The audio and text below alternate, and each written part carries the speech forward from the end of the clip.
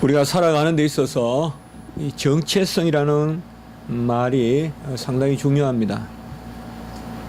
사람이 누구냐라는 그 질문과 또 무엇을 하고 사느냐라는 질문은 절대 분리될 수 없습니다. 사람은 A를 지향하는데 B를 행하고 살지 않습니다.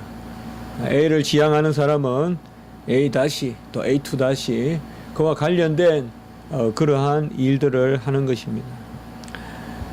물론 우리가 낮과 밤의 삶이 다른 그런 사람들도 있을 수 있습니다.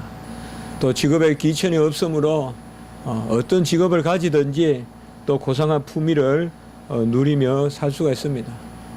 제가 말씀을 드리는 것은 어떤 이러한 직업이라든지 또 어떠한 삶의 양식 그것을 이야기하는 것이 아니라 사람이 자기의 어떠함을 어떻게 이 삶 가운데서 드러내느냐 하는 것은 우리 인생의 지구한 가치고 목적이거든요. 사람은 분명히 그의 어떠함을 또 그의 정체성을 구현하는 그것이 이 땅에서 삶의 중요한 의미가 되는 것입니다.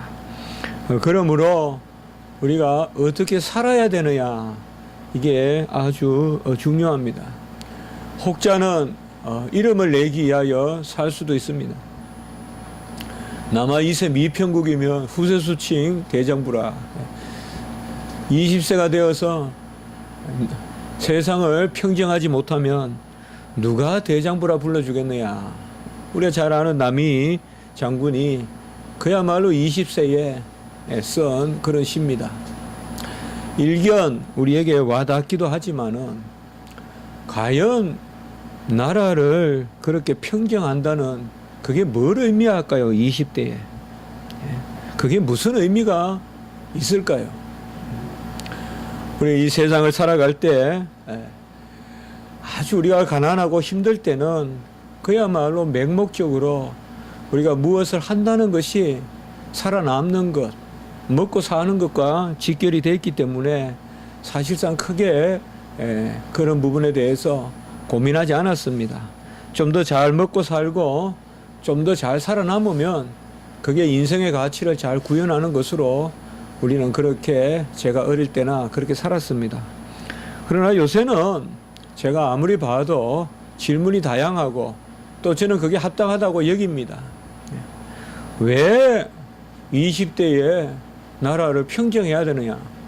그게 뭘 의미하느냐? 최근에 죽은 이단, 말도 많고 탈도 많고 정말 그 이단의 문제가 또 세월호 문제가 돼서 씁쓸한 마음도 없지 않아 있습니다.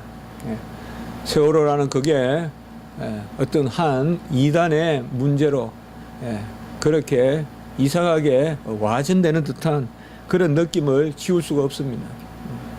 그 부분에 대해서 좀 더 은밀하게 국가의 위정자들의 책임도 물어야 되고 또 우리 사회의 전반적인 썩은 부분에 대한 돌아봄도 있어야 되는데 이상하게 그냥 돌아가고 있습니다.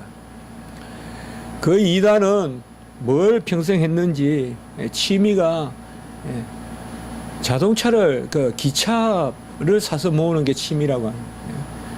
그 기차가 얼마나 비싸겠어요. 그것을 용산이나 이런 데 세워놓은 거 기차 그 폐차장에 세워놓은 것을 수천만 원 들여서 사서 어느 산중에 모아놓고 그걸 또 취미 삼았다고 합니다. 이단들이 하는 일이 무슨 의미가 어떻게 있겠습니까만은 우리는 여러 가지로 이 세상을 살아갈 때 인생관이 뭐냐, 가치관이 뭐냐, 너무 이것저것 뭐라도 괜찮다는 거 이것도 또한 문제입니다. 물어봅니다. 너는 누구냐라고 물어보고 너는 무엇을 하느냐라고 이렇게 물어봤을 때 정말 저도 저에게 물어봅니다. 너는 누구냐? 너는 도무지 무엇을 하느냐? 네가 그토록 눈물을 흘리면서 그토록 하나님 앞에 몸부림치면서 되고자 했던 목사냐? 그러면 네가 목사로서 무엇을 추구하고 있느냐? 네가 그토록 몸부림치면서 이 목사라는 것이 되지 않았으면 안 되었느냐?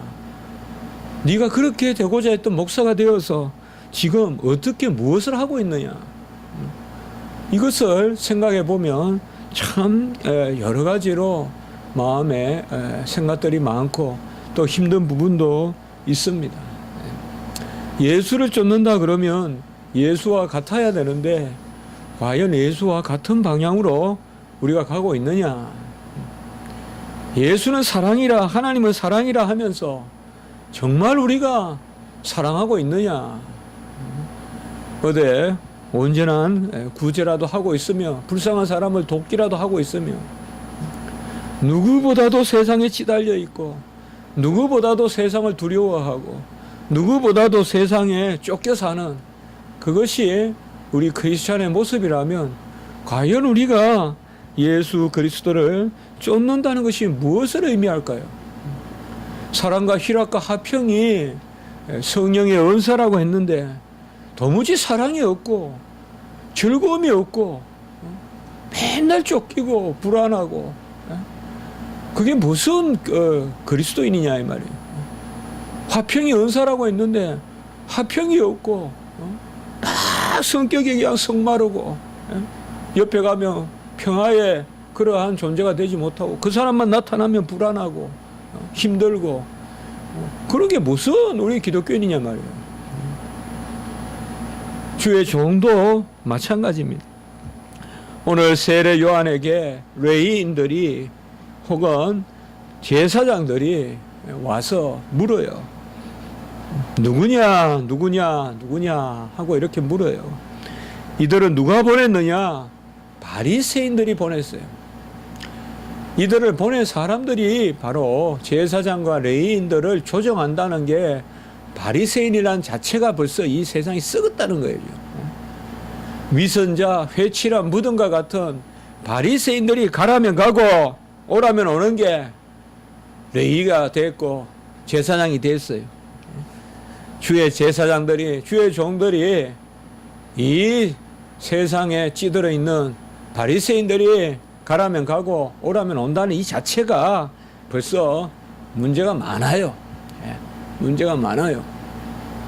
그래서 이 바리새인들이 누구예요? 자기 정체성이 와야 된 사람들 아니에요. 과연 누구냐라고 물을 수 있는 사람들이에요. 자기 자신을 돌아볼 줄 모르는 사람 아니에요. 회칠한 무덤과 같고 정말 자기 자신도 모르는 그런 삶을 사는 사람들 아니에요. 속으로는 썩어버렸고 완전히 위선자잖아요. 덕실덕실한 그러한 썩은 내가 나는 사람들이 향기를 내치고 구더기가 들끓는 사람들이 세상에서 참으로 지도자 행세를 하는 바로 소경과 같은 사람들, 바로 바리새인들이 아닙니까? 이 바리새인들이 보내 세례 요한에게 누구냐라고 이렇게 묻습니다. 세례 요한은 이 부분에 대해서 우리가 생각하는 듯이 무슨 나는 하나님의 소명을 받고 또 그래 이 땅에 와서 뭐 불투명하게 이야기하지 않습니다. 드러내놓고 세례 요한이 숨기지 아니하고 말을 합니다. 뭐뭐이다라고 말하는 것이 아니라 먼저 뭐뭐가 아니다라고 이렇게 말합니다. 우리는 사실 이다라고 말하는 것보다 아니다라고 말하는 것, 여기에 사실 신비가 있습니다. 우리는 이다라고 말하는 영역에는 비밀입니다. 사실상 아니다라고 말하는 영역에서 우리는 사실상 비밀에 참여하게 되는 것입니다. 나는 참 빛이 아니요. 이미 우리가 9절에서 봤어요. 참 빛은 8절에 보면 빛이 아니요. 빛에 대하여 증언하러 오는 자다.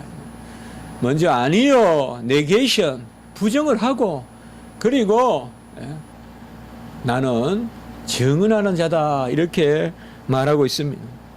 사실상 우리가 살아갈 때 나의 정체성을 물을 때 나는 내 것이 아니요. 내 속에 사는 것은 이제는 내가 아니요. 이 아니요의 고백이 앞서야 돼요.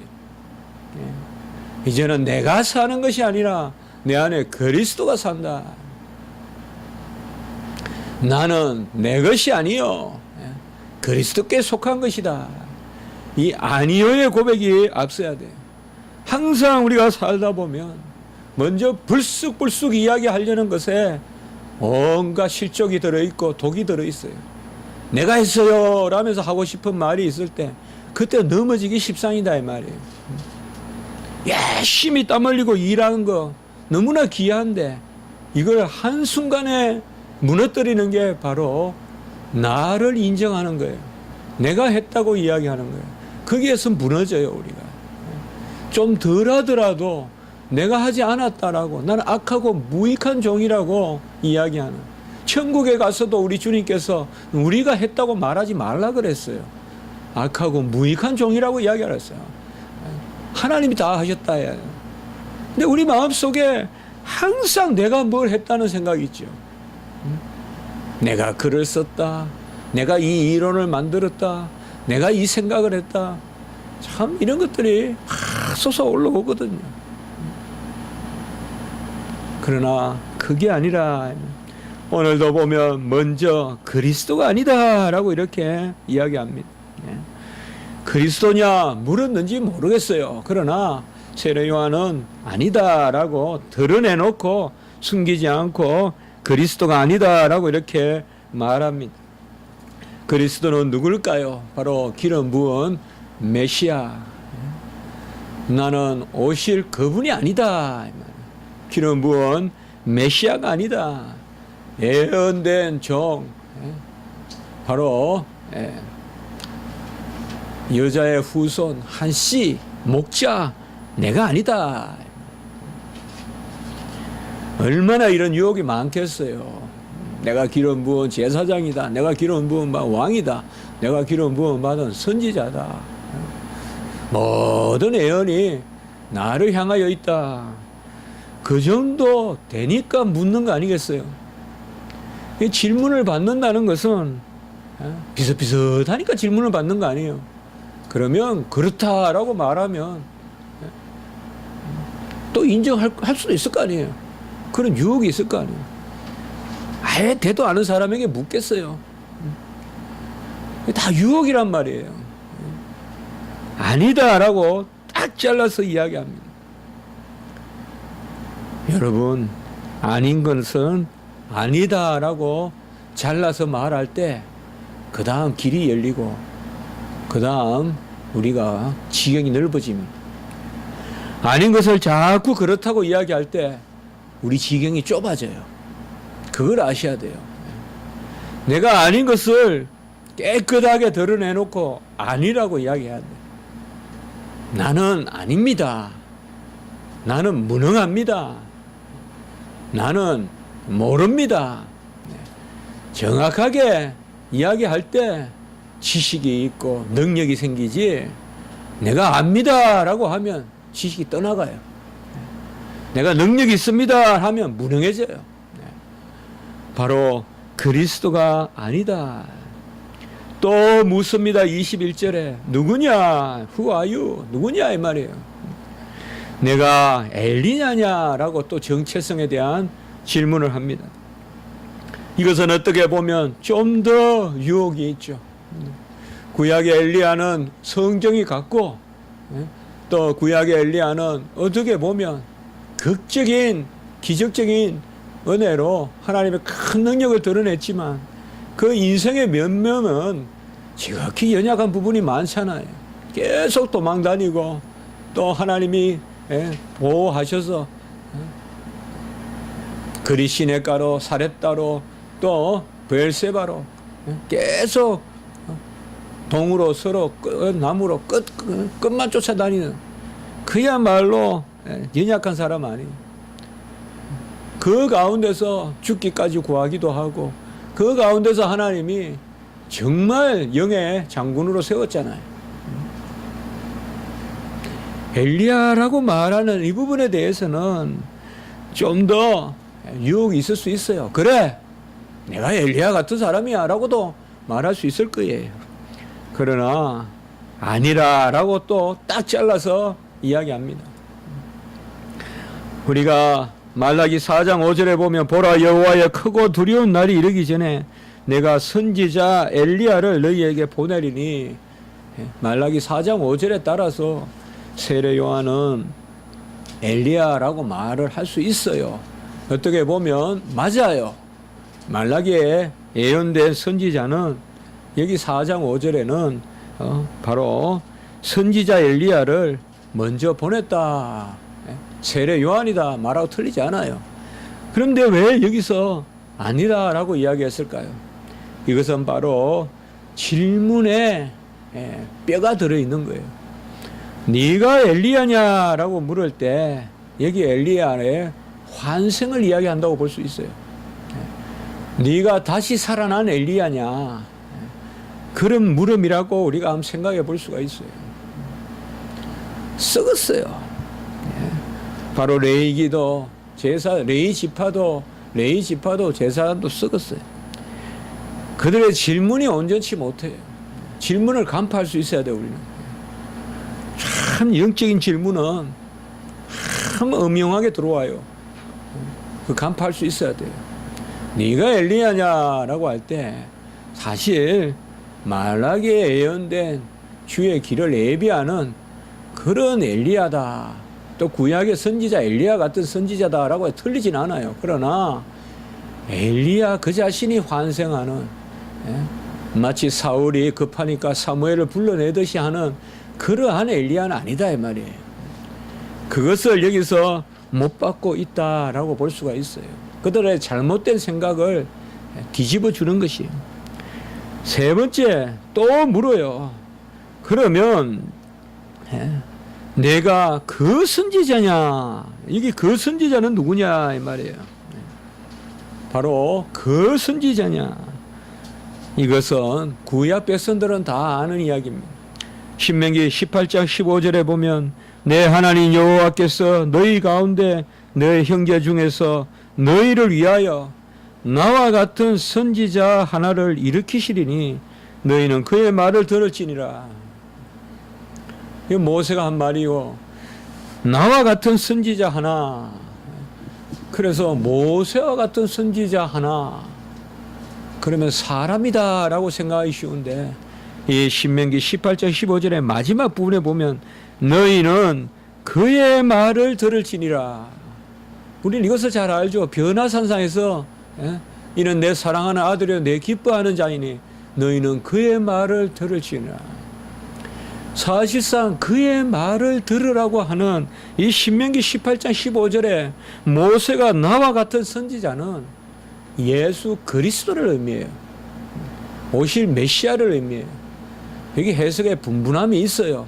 그러나 성경이 성경을 해석해요. 사도행전 3장 22절에 보면 예수 그리스도를 신명기 18장 15절에서 예언한 그 선지자라고 딱 못 받고 있어요. 우리가 그를 죽였다라고 딱 못 받고 있어요. 우리가 죽인 예수가 바로 그 선지자다 이 말이에요. 그리고 갈라디아서 3장 19절도 보면 지난 주간에 봤지만 20절 21절까지 보면 중보자의 손을 통하여 베풀었다 율법을, 그것을 모세로 보기도 하지만은 그것은 예수 그리스도의 중보를 의미하듯이 여기도 이거 뭐 난해 구절이라고 이야기하는데 이건 무슨 난해 구절이로 우리가 볼 필요가 있겠어요. 바로 모세가 나와 같은 선지자 하나라라고 하는 것은 바로 예수 그리스도를 의미한다. 이 아주 중요하고 그 당시에 누구나 아는 말이기 때문에 오순절 성령의 영을 받았을 때 다시 이 말씀을 이야기해요. 사도행전 아까 말씀 3장 22절 그 주변에 보면 다시 이 말씀을 인용하면서 바로 우리가 그를 죽였도다. 그가 누구냐? 예수 그리스도시다. 세례 요한이 참으로 뛰어난 주의 종인 것은 자기 자신이 누군지 알고 있었다. 특별히 영적인 사업에 힘쓰고 주의 직분을 맡고 또 직분 여하를 막론하고 주의 성도들은 자기 자신이 누군지를 잘 알아야 돼요. 우리가 항상 그런 말씀을 나누잖아요. 제자리에 있어야 그게 샬롬이다. 우린 자기 자신의 내가 누군지 알아야 돼요. 끊임없이 질문해야 돼요. 세상 사람들이 10번 한다면 우리는 1000번 질문해야 돼요. 세상 사람들도 내가 누구냐라고 하면서 교사는 교사답게 살려고 하고 공무원은 공무원답게 살으라 하고 의사는 의사다우라 그러고 세상에도 끊임없이 이 정체성에 대한 주문을 하잖아요. 우리 그리스도인들 특별히 직분자들은 이 자기 정체성에 대한 질문을 던져야 돼요. 그저 세상 일 다 하고 남는 거 가지고 주의 일 한다는 그게 집사의 직분이고 장로의 직분이 돼서는 안 돼요. 미친 듯이 주를 위해 섬겨야 돼요. 정체성이 있어야 돼요.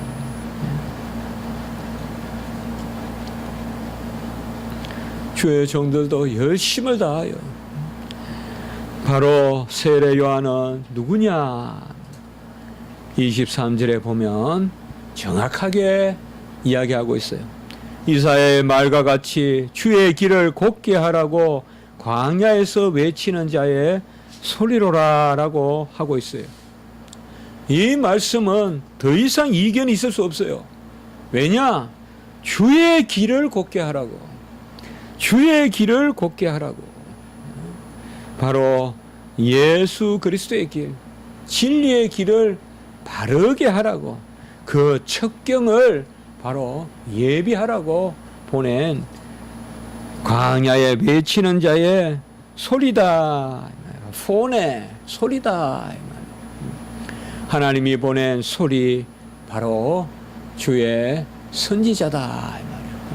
정확하게 자기의 그러한 입장을 이야기하고 있어요. 나는 내 소리를 내는 자가 아니라. 우리가 두 가지 좋은 표현을 볼 수가 있죠. 이제 8절 9절에서는 나는 빛이 아니라 빛에 대하여 증언하러 왔고, 오늘 23절에는 나는 내 소리를 내는 것이 아니라 하나님의 소리를 내는 주의 길을 예비하는 그 주의 종이다라고 이렇게 말하고 있죠. 칼빈은 하나님의 음성을 주의 종들이 이 땅에서 대언한다. 그래서 우리 개혁주의 신학자들은 이것을 두 음성이다, 두 음성 이론이다 이런 말까지 합니다. 무슨 이론까지 되겠습니까마는 그렇게 말하기도 합니다. 하나님의 음성을 목회자들은 또 선지자들은 이제 마지막 선지자잖아요. 선지자는 바로 하나님의 음성을 대언한다. 세례 요한은 또 하나 예비하는 것이 있으니 그것이 바로 세례민. 나는 물로 세례를 베풀거니와 너희 가운데 오시는 한 분이 있으니 그분은 바로 무엇으로 세례를 베푸느냐. 우리가 아직 후에 나오지만은 그분은 불과 성령으로 세례를 베푼다. 계속 세례 요한은 뭐예요? 나를 드러내는 것이 아니라 예수님을 드러내는 거죠. 나는 빛이 아니요, 나는 그리스도 아니요, 나는 엘리야 한생도 아니요, 나는 그 선지자도 아니요, 나는 바로 그 선지자, 큰 선지자, 큰 제사장 예수 그리스도의 길을 예비하러 왔다. 나는 빛이 아니요 빛의 증인이요, 나는 원소리가 아니요 소리를 대언하는 자요, 나는 세례, 오직 세례는 하나밖에 없으니 그것은 성령 세례요, 불세례요, 그리스도의 세례요. 이 세례를 인치는 것이 바로 물세례잖아요. 그래서 오늘날 우리가 받는 물세례는 성령 세례를 인치는 거잖아요. 그래서 나는 세례의 본질이 아니요, 실체가 아니요, 진리가 아니요. 나는 세례를 인칠 뿐이다 이 말이에요. 그것을 바로 세례 요한이 말하고 있습니다. 여기에서 제가 세례가 어떻게 생겼으며 그 배경 이런 것은 말하지 않겠습니다. 구약 시대 때 우리가 세례를 보기는 어렵죠. 그러나 이 세례는 분명히 우리가 이런 것은 인간 세속 역사에서 찾기보다 주님의 세례가 있고, 그게 바로 오순절 성령 세례잖아요. 주님이 오시는 세례. 그 세례를 미리 예비하는 세례, 이게 세례 요한의 세례라고 보시면 되는 거예요. 많은 주석학자들은 세례 요한의 세례로부터 주님의 세례를 자꾸 설명하려고 드는데, 크게 보면 돼요. 이럴 때는 주님의 세례가 있으니까 세례 요한의 세례가 미리 예비된 거예요. 이렇게 우리가 해석하면 돼요. 꼭 언약이다 그러면 건동에, 중동에, 무슨 부장법에, 족속법에, 그러한 유사한 언약에 대한 그런 계약에 대한 전통이 있었다가 이게 성경에 들어왔다 이렇게 말하면 안 된다 이 말이에요. 언약은 절대 계약, 세속적인 그런 거 달라요. 왜 성경에 있는 것을 자꾸 세상에서 기원을 찾으려고 해요? 왜 세례를 먼저 세상에 있는 것에서 찾아서 그게 발전해서 세례 요한의 세례가 됐다고 자꾸 그렇게 설명해요? 물론 북왕국 망한 후에 또 중간에 그러한 말라기 이후에 이러한 세례의 전통이 생겼다라는 이론들이 많이 있어요. 그러나 그런 것을 우리가 너무 절대적으로 받을 것이 아니라, 그러면 마치 그냥 습속이 성경으로 발전되어 간 듯이 그렇게 볼 것이 아니라, 오늘 말씀을 우리가 비추어 보듯이 바로 진정한 세례, 예수 그리스도의 세례, 성령 세례, 불세례, 그 세례를 예비하는 그러한 표징적 세례, 이것을 바로 세례 요한이 베풀었다. 나는 그의 신발끈을 풀기도 감당하지 못하겠노라. 우리가 섬기는 거야 얼마나 중요한 거예요. 종은 섬겨야죠. 종되는 것도 감당하지 못하겠다. 이건 아주 극적인 표현이지 않겠어요? 나는 그의 신발끈을 풀 정도밖에 안 되겠다. 이건 종이 된다는 건데, 그 정도는 평범한 표현이고 그조차도 안 된다고 했으니까 정말 나는 정말 그를 섬기는 자리에 가는 것조차도 감당하지 못하겠다. 말씀을 맺겠습니다. 정체성, 주의 종에 너는 누구냐? 정말 우리가 많이 생각해야 되겠습니다. 많이 질문을 던져봐야 돼요. 그저 썰려 살면 안 돼요. 썰려 살다가 그냥 죽었고, 어느 날 그냥 죽고, 그렇게 살면 안 돼요. 우리는 내가 누군가를 끝없이 묻고 그 가운데서 그것을 구현하는 가운데 주의 부름을 받아야지. 그저 주의 부름 받기 전에는 아무 정체성도 가지지 않고. 오늘 질문은 첫 번째는 우리가 우리 자신이 누군가를 알아야 되겠다. 나는 바로 누구냐? 나는 그리스도도 아니요, 나는 성도요, 나는 주의 직분자요. 두 번째, 우리는 우리의 일이 무엇인지 알아야 되겠다. 섬기는 일을 맡아놓고는 섬기는 것을 싫어하고 불편해하고, 남을 섬긴다 해놓고는 섬기는 걸 짜증내고, 그게 무슨 섬기는 자의 모습이에요? 그게 무슨 섬기는 자냐고요? 군림하는 거지. 우리 교회도 보면 조금만 뭘 하면 짜증내요. 그거 안 돼요, 여러분.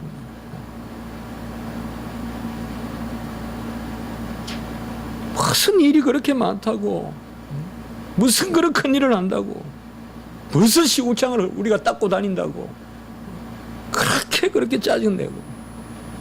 자신의 일이 무엇인지 알아야 돼. 처음에는 자신의 신분을 알아야 되고, 두 번째는 자신의 일을 알아야 돼요. 숨기는 게 일이에요. 숨기는 게 일인데, 군림하려고 들면